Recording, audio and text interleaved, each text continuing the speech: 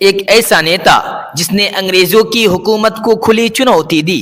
एक ऐसा नाम जिसे सुनते ही आज भी दिल में जोश भर जाता है, जिसने कहा तुम मुझे खून दो, मैं तुम्हें आज़ादी दूंगा। लेकिन सवाल ये है, क्या उनकी मौत सच में एक हवाई हादसा थी या इतिहास में कोई ऐसा राज छुपा है जो आज तक साफ नहीं हुआ। दोस्तों, आज हम बात करेंगे भारत के सबसे बहादुर और सबसे साहसी नेताओं में से एक नेताजी सुभाष चंद्र बोस की पूरी कहानी। 23 जनवरी 1897 को ओडिशा के कटक शहर में उनका जन्म हुआ।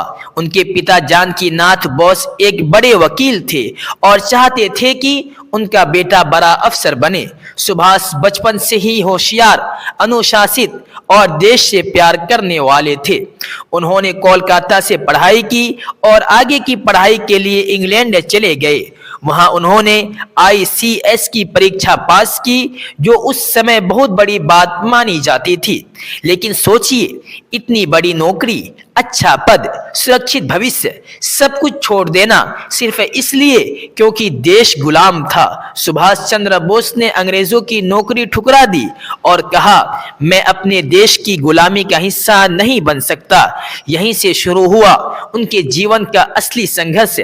वे कांग्रेस पार्टी से जुड़े और जल्द ही बड़े नेताओं में गिने जाने लगे। उनकी सोच साफ थी, आजादी मांगने से नहीं मिलेगी, उसके लिए मजबूत कदम उठाने होंगे।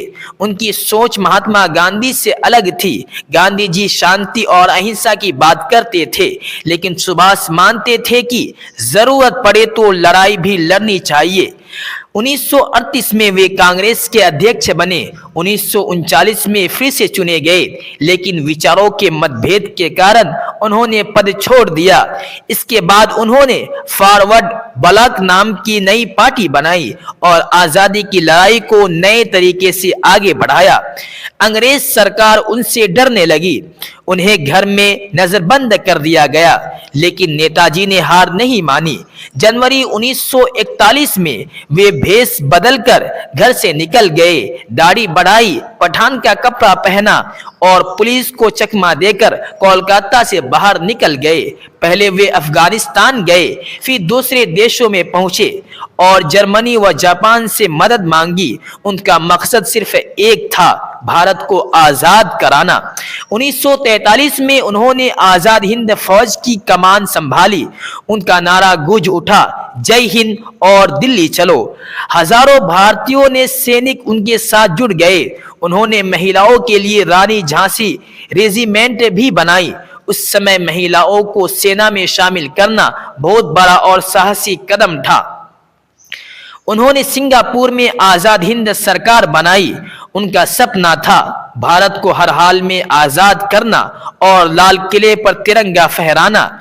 आजाद हिंद फौज ने अंग्रेजों से मुकाबला किया, हालांकि युद्ध की परिस्थितियों के कारण उन्हें पूरी सफलता नहीं मिली, लेकिन उनके प्रयासों से अंग्रेजों की ताकत हिल गई। 18 अगस्त 1945 को खबर आई कि ताइवान में एक विमान हादसे में नेताजी की मौत हो गई। लेकिन यहीं से सवाल शुरू होते हैं, न पक्का सबूत न साफ जानकारी। आज भी बहुत लोग मानते हैं कि नेताजी की मौत का सच सामने नहीं आया। सरकारों ने जांच करवाई, लेकिन पूरा सच आज भी रहस्य बना हुआ है। नेताजी की सोच आज भी युवाओं को जोश देती है।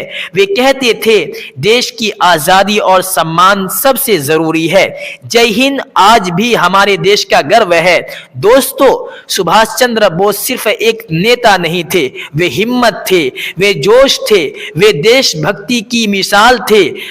अब आप बताइए, क्या आपको लगता है कि नेताजी की मौत का सच अभी भी छुपा है? क्या उनका रास्ता सही था?